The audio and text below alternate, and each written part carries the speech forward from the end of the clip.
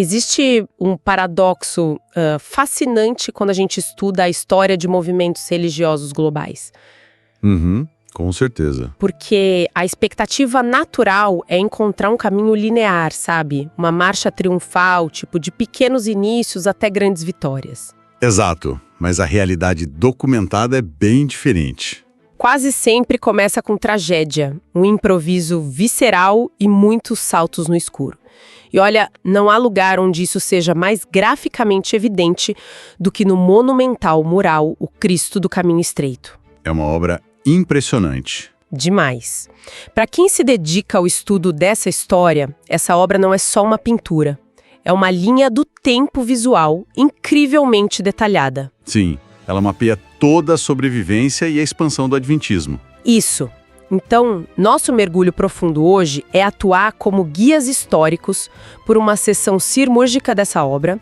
A gente vai examinar meticulosamente do item 52 ao 85 dessa representação gráfica. Um trecho muito rico, diga-se de passagem. Sim, queremos destrinchar exatamente como um pequeno grupo isolado sobreviveu às cinzas para construir uma infraestrutura global, indo de aviões missionários a aceleradores de partículas. E essa abordagem é essencial, porque o conceito de caminho estreito nesse mural, bom, não significa uma trilha restritiva ou parada no tempo, né? Não mesmo? Certo, então vamos desempacotar isso, porque o ponto de partida da nossa análise, o item 52 no mural, não é uma fundação otimista. Longe disso. É uma imagem de destruição massiva, o incêndio do sanatório de Battle Creek, em fevereiro de 1902. Um golpe duríssimo. E seguido logo depois pela perda da editora Review and Herald.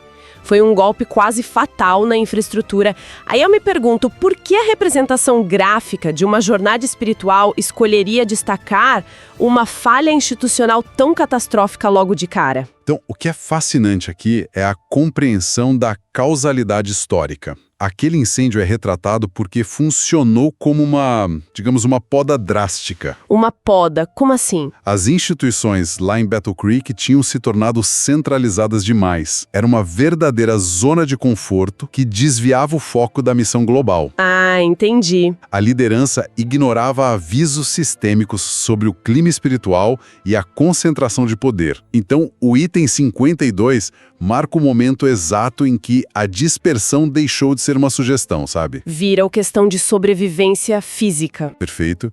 Eles foram forçados a repensar a geografia da missão. Nossa. Mas se a destruição física forçou essa dispersão geográfica, como isso afetou a produção intelectual? E a teológica? Uma ótima pergunta. Porque a resposta visual aparece logo no detalhe seguinte, né? O item 53 nos mostra a propriedade de Elmshaven, na Califórnia, ali entre 1900 e 1915. Isso. E é uma ironia marcante. Enquanto os tijolos da velha guarda viravam fumaça no meio oeste, Ellen White estava isolada nesse refúgio rural, escrevendo as obras fundamentais que iam nortear as próximas décadas. Exatamente. A justaposição dos itens 52 e 53 ilustra que, enquanto a infraestrutura entrava em colapso, o mapa de navegação teológico estava sendo solidificado. Que contraste forte. Muito. Em Elmshaven, surgiram diretrizes cruciais sobre educação e a ciência do bom viver. Sem a clareza intelectual produzida nesse refúgio, a igreja pós-incêndio poderia ter se fragmentado. Se dividido em seitas isoladas, né? Isso, em vez de reconstruir com um propósito unificado. E essa reconstrução com um novo propósito fica muito evidente quando a gente olha para as instituições de ensino que surgiram dessas cinzas. Com certeza. O que nos leva direto a analisar o item 54, o Madison College, fundado em 1904. A imagem retrata uma escola no Tennessee, mas a estrutura era radicalmente diferente dos modelos antigos. Totalmente diferente. Era uma instituição totalmente autossustentável, operando sem o controle financeiro direto da sede, mesclando fazendas, sanatório e salas de aula. Como a liderança da época lidou com uma escola tão independente? Aí que está o ponto crucial de Madison estar no mural. O item 54 representa a inovação pedagógica exigida pelo caminho estreito. Não era só copiar o que já existia. De jeito nenhum. Não bastava mais copiar o modelo acadêmico tradicional. Era necessário um currículo focado no serviço integral. E tem um detalhe, o fato de Ellen White ter participado ativamente da diretoria de Madison. Sério? Sim, foi a única instituição onde ela teve esse papel formal. Isso validou a ideia de que o trabalho manual e o aprendizado intelectual deviam estar interligados. Para formar verdadeiros missionários. Exato. E o nível de comprometimento de quem executou essa visão é absurdo. O item 55 homenageia os fundadores dessa empreitada, Edward A. e Sally Sutherland. Figuras importantíssimas. Eles basicamente desmontaram o antigo modelo educacional em Battle Creek, ajudaram a transferi-lo para Berrien Springs e depois foram para o sul erguer Madison do zero. Um trabalho monumental. Mas o detalhe que me deixa mais intrigada é a decisão do Edward de buscar um diploma médico aos quase 50 anos de idade. Pois é, dá para acreditar. Isso é apenas, sei lá, excentricidade ou havia uma estratégia maior por trás? Era pura estratégia nascida da necessidade. O item 55 ilustra que a missão dita as ferramentas. O Sutherland percebeu que, para o modelo de saúde e educação de Madison funcionar... E ter credibilidade, né? Isso, credibilidade legal e científica na região. Ele precisava do conhecimento médico formal. Ele não delegou o problema para outra pessoa. Ele mesmo foi resolver. Voltou para os bancos acadêmicos, na meia-idade, é a personificação do conceito de que não existem atalhos na capacitação humanitária. Incrível. E falando em credibilidade na área de saúde, o cenário do mural de repente nos arranca dos Estados Unidos e atravessa o Oceano Pacífico.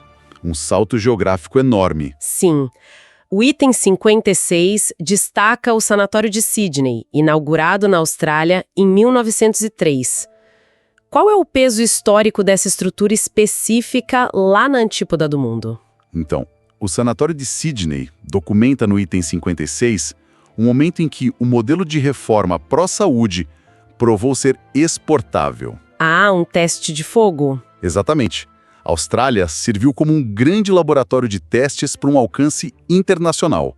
A insistência no planejamento dessa unidade provou uma coisa importante. O quê? Que a filosofia de aliar cuidado físico e desenvolvimento espiritual não dependia da cultura americana para prosperar. Era uma necessidade humana universal. O que torna o item 57 ainda mais curioso. A arte mostra as instalações da Companhia de Alimentos Sanitarium, iniciada em 1897, também na Austrália. Confesso que, à primeira vista, ver caixas de cereais e biscoitos em um mural que retrata uma árdua jornada espiritual parece quase cômico, sabe? Dá para entender a estranheza. Por que a indústria de alimentos recebe tanto destaque ao lado de sanatórios e escolas? Pode parecer peculiar, mas a lógica é implacável. Pensa bem. No final do século XIX, a alimentação comum era baseada em conservas pesadas, excesso de carne de má qualidade... Pouquíssimos nutrientes. Isso. A Companhia de Alimentos, no item 57, não era apenas um empreendimento comercial. Era a logística preventiva de saúde. Faz sentido. Oferecer opções nutritivas em grande escala funcionava como uma ponta de lança do evangelismo prático. Eles estavam alterando a qualidade de vida das pessoas no dia a dia, antes mesmo que elas precisassem de um sanatório. Peraí, mas se o foco era prevenção e saúde básica, isso levanta uma dúvida enorme sobre o item 58, que é a fundação do Sanatório de Loma Linda de 1905. O famoso caso de Loma Linda. O mural enfatiza o valor da compra, que foi $38.900. Mesmo ajustando para a inflação, comprar uma estrutura tão massiva na Califórnia por esse valor soa absurdo. Quase de graça. Havia alguma pegadinha nisso ou era apenas terra vazia? Na verdade, era uma propriedade luxuosa falida. Uma verdadeira infraestrutura de resort que os donos anteriores simplesmente não conseguiram manter. Uau, um achado. Sim, e a magnitude do item 58 não está apenas nesse desconto providencial, mas na audácia de assumir a dívida. A igreja na época estava descapitalizada, sabe? Sem dinheiro nenhum. Exato. Mas a insistência nas visões apontavam que aquele lugar se tornaria o centro de treinamento médico do movimento. Aquele investimento que parecia insano e começou com empréstimos de membros comuns. Pavimentou o caminho. Isso. Pavimentou a transição para a medicina de alta complexidade que a gente veria décadas depois. Mas as fronteiras não estavam se expandindo apenas em infraestrutura física, né? Elas precisavam cruzar barreiras culturais internas. Sem dúvida.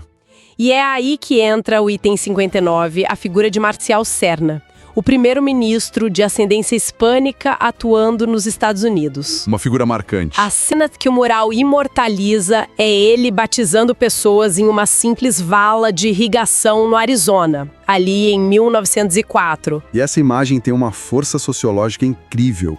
O item 59 mostra a diversificação do capital humano do movimento. Uma mudança de perfil. O fato de o batismo correr uma vala de irrigação contrasta vivamente com as instituições gigantes que a gente acabou de discutir, tipo Loma Linda. Verdade. Mostra que o evangelho não espera a construção de grandes edifícios para avançar.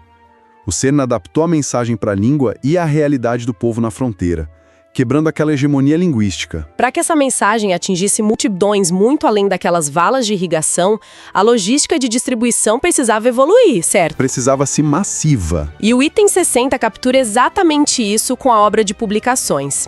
O foco visual ali é um caminhão decorado de 1924. Lindo caminhão, por sinal. Usado para alavancar as vendas da revista Watchmen, cujas tiragens saltaram de milhares para mais de 2 milhões de exemplares. Um salto gigantesco. Isso soa como uma operação de marketing altamente agressiva para a época? E era mesmo. O item 60 sinaliza a adoção sem reservas da tecnologia de distribuição em massa. A liderança entendeu que possuir verdades teológicas não adiantava nada se a logística de entrega fosse amadora, né? Não ia chegar em ninguém. O caminhão representa a engrenagem industrial funcionando a favor da missão. Eles usavam estratégias de publicidade visual que rivalizavam com qualquer grande corporação secular dos anos 20. Esse amadurecimento estrutural exigiu mudanças urgentes na própria representação política da igreja, o que nos faz avançar para o item 61, William H. Green.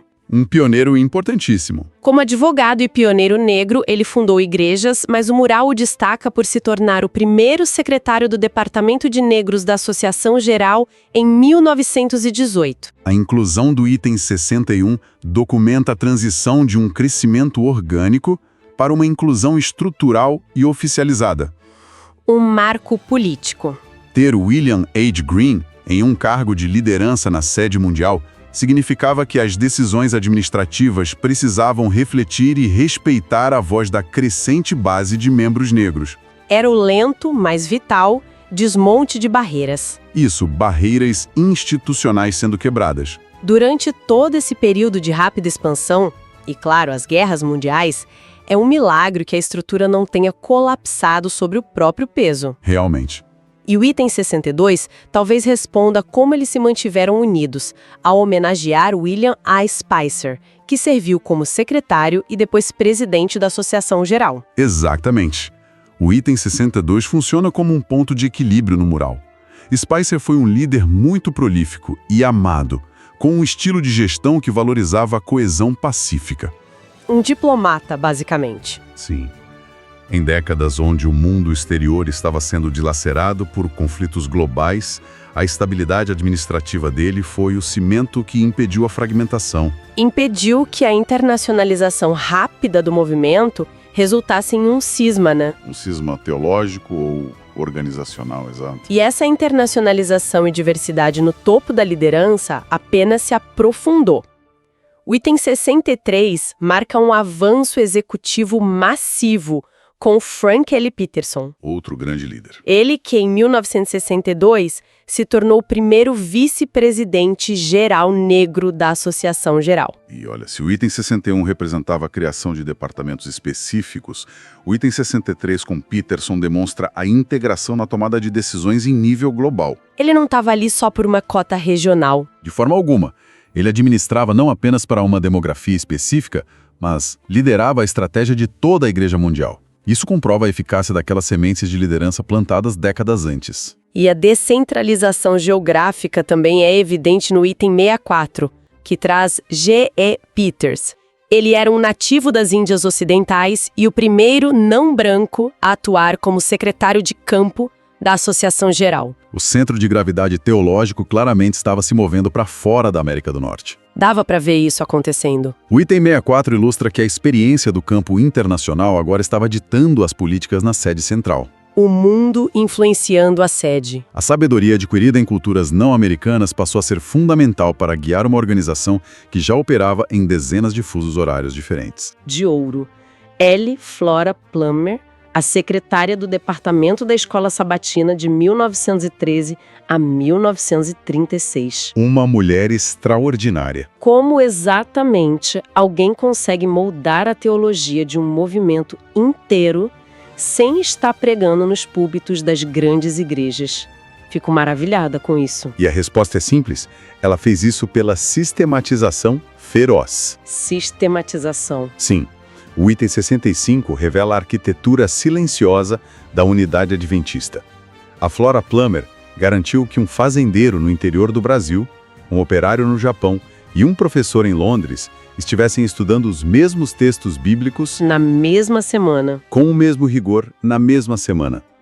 Ela transformou a escola sabatina de um mero encontro matinal em uma espinha dorsal teológica à prova de rachaduras globais. Genial! E isso exige um foco profundo no ensino. E aqui entra o item 66, que para mim levanta um questionamento imenso.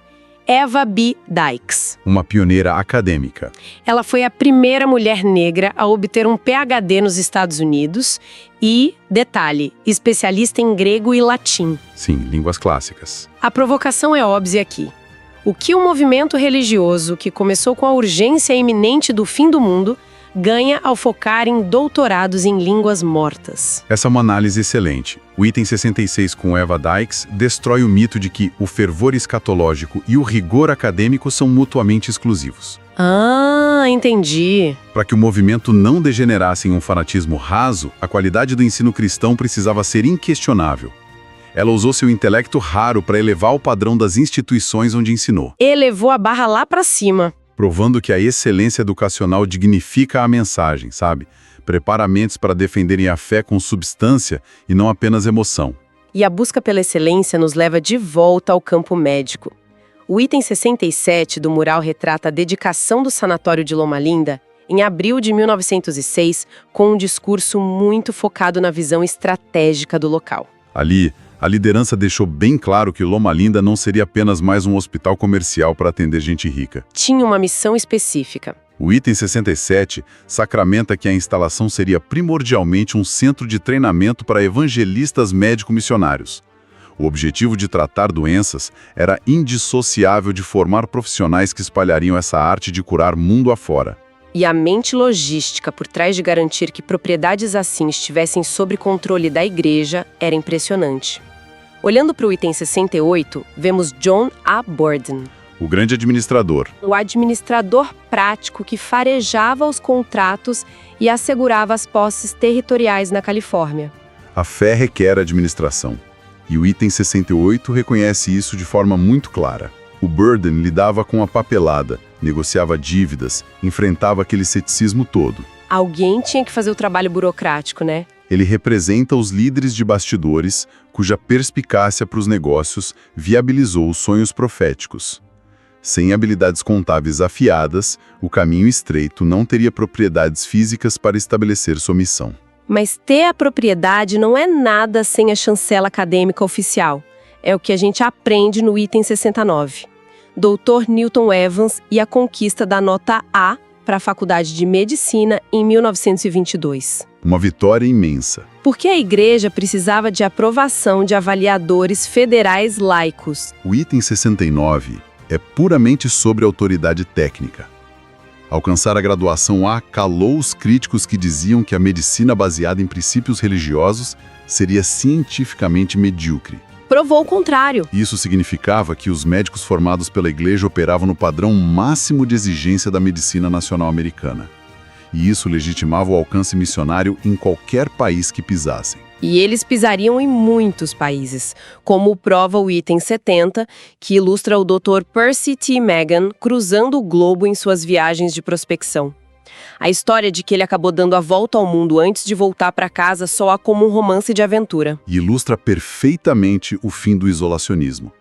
O item 70 mapeia a transição de apenas enviar cartas para enviar exploradores altamente qualificados, sabe? Pessoalmente avaliando tudo. Para avaliar terrenos, culturas e a viabilidade de implantação de bases em outros continentes, Magan foi a encarnação da pesquisa de campo global. Para que todo esse esforço moderno não perdesse sua identidade original, a preservação da memória tornou-se essencial. O mural nos aponta para isso no item 71, com William C. White. Filho de Ellen White. Sim, nós sabemos que ele era filho da pioneira principal, mas a inclusão dele aqui parece focar especificamente no desenvolvimento de uma infraestrutura. Certo, exato.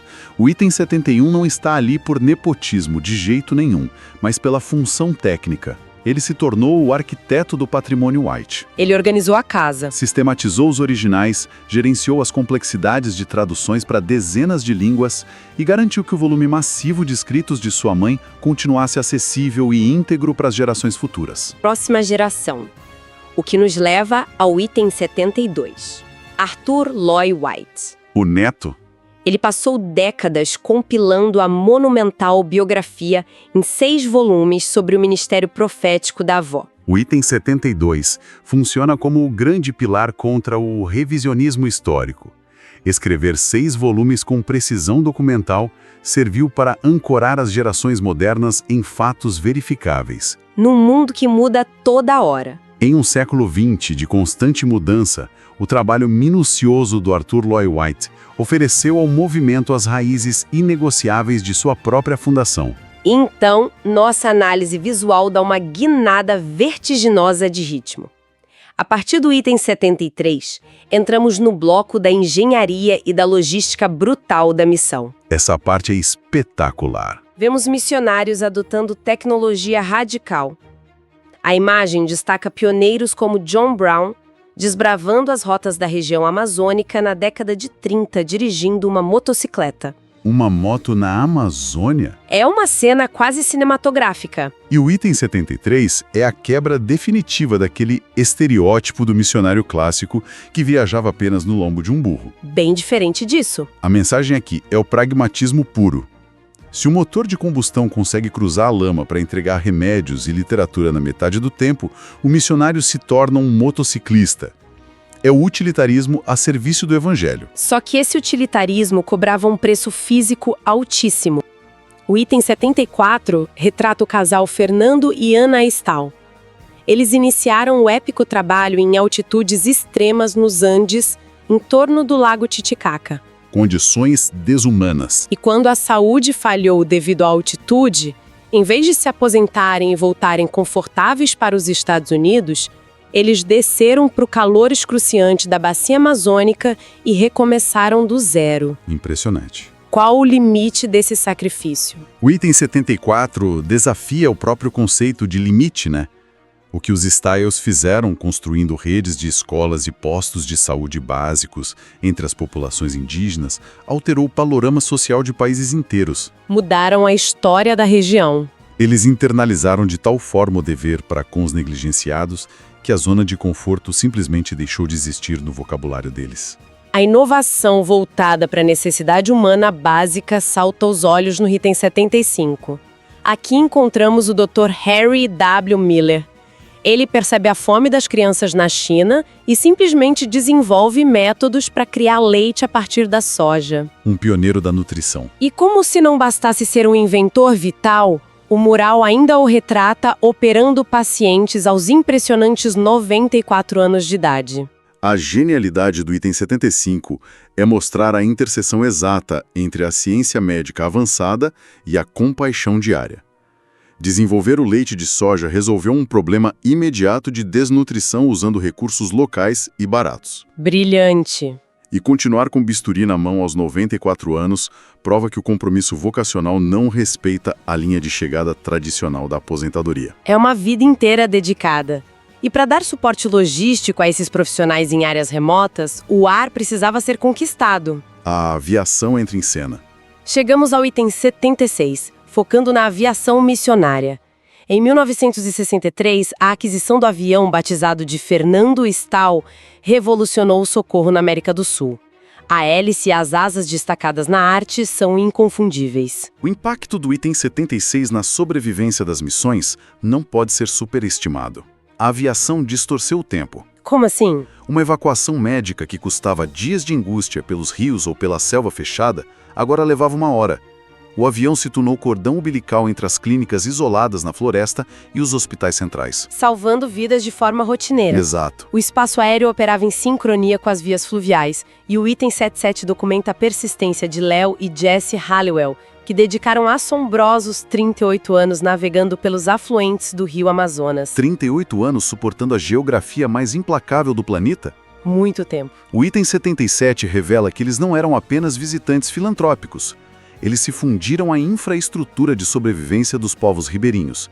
Eles trouxeram a saúde pública para onde o Estado frequentemente estava ausente. E a base de operações deles, claro, foi o inesquecível barco detalhado no item 78, a lancha Luzeiro.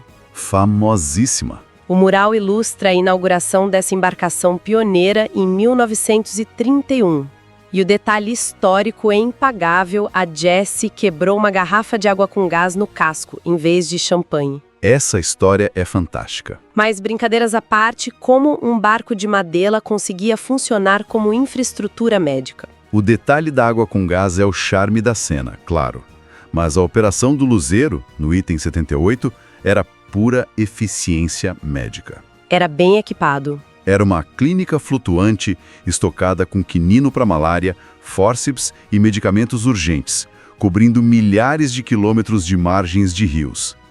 Iniciou uma era e uma frota de barcos médicos que literalmente iluminaram áreas inteiramente desassistidas do mundo. Saindo da água doce para o espaço invisível das frequências, atingimos o item 79 com HMS Richards. O pioneiro do rádio. Em 1926, ele montou a primeira operação de rádio de alcance significativo que se desdobraria no Colosso, a Voz da Profecia. Como ele percebeu o potencial dessa tecnologia antes da maioria dos líderes conservadores? O Richards entendeu as mídias modernas não como ameaças ao púlpito, mas como extensões dele. O item 79 é o momento da decodificação. Enxergar além, né? Richards percebeu que as ondas de rádio poderiam transpor paredes e preconceitos, chegando direto na sala de estar das pessoas.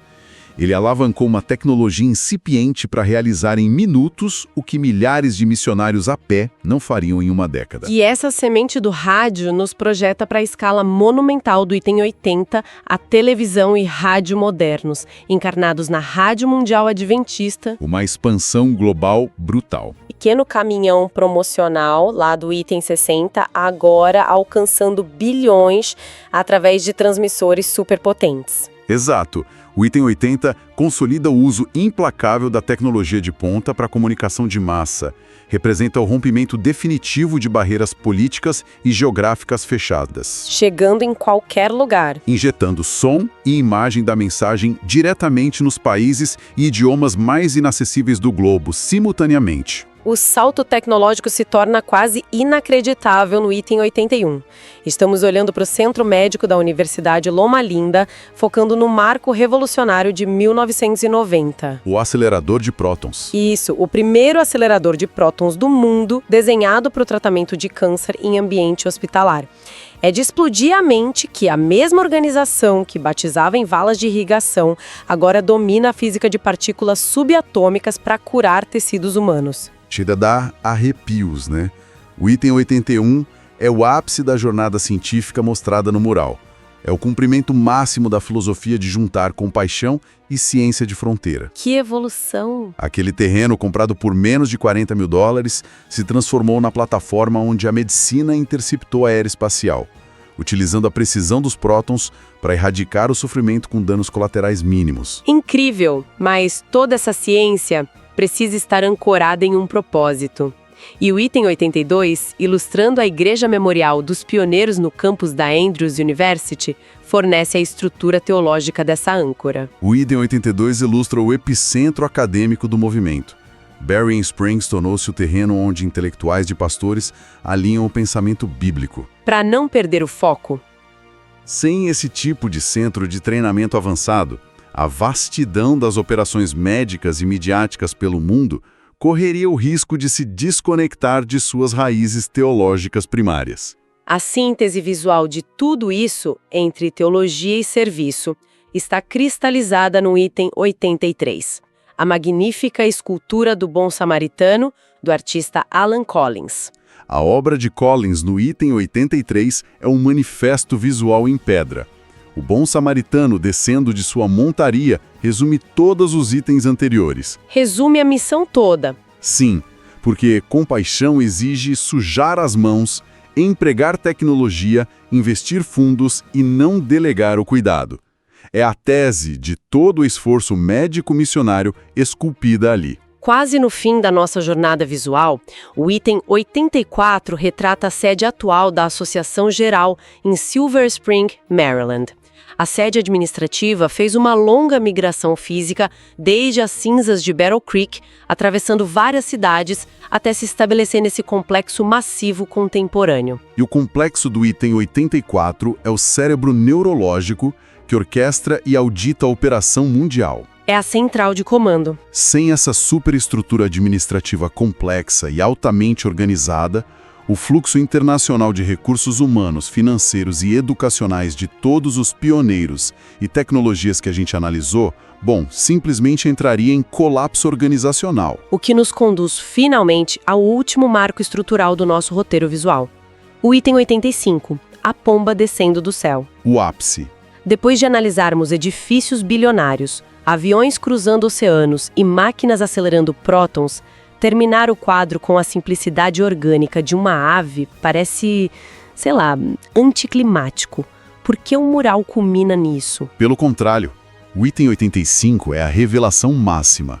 A pomba representa o Espírito Santo, como visto no batismo de Cristo. Ah, claro. Colocá-la como o ponto final unificador serve como um alerta de que cada instituição bilionária, cada satélite, lancha amazônica ou centro de pesquisa são carcaças inertes se não possuírem a energia espiritual vital. A força matriz. O mural conclui dizendo que toda sofisticação tecnológica e logística depende exclusivamente da aprovação e do poder do Espírito Santo. Nossa, fechar esse tour do 52 ao 85 mostra como uma crise forçou a mais intensa escalada de inovação para salvar e cuidar do ser humano. E após dissecar todos esses mecanismos de expansão e sucesso, me vem à mente uma complexidade que o mural deixa implícita. Qual seria? Passando-se esse tempo todo maravilhados com a expansão global, florestas penetradas, ondas de rádio lançadas, física subatômica dominada, mas a ironia definitiva dessa caminhada é que quanto mais largo o alcance geográfico e tecnológico se torna, mais difícil é manter todo mundo olhando para a mesma direção. Um grande ponto. O desafio silencioso que paira sobre essa arte não é mais como cruzar fronteiras de países não alcançados, mas sim como manter a coesão interna. Como garantir que as instituições bilionárias do século XXI não percam a urgência vital daquele pequeno grupo original que viu tudo virar cinzas lá no começo. Um dilema existencial agudo. A complexidade do passado foi construir as engrenagens. O desafio futuro, que ainda não foi pintado, será impedir que elas girem em direções opostas. Deixo essa reflexão para quem estuda e acompanha essa história fascinante. Um forte abraço e nos encontramos no próximo Mergulho Profundo.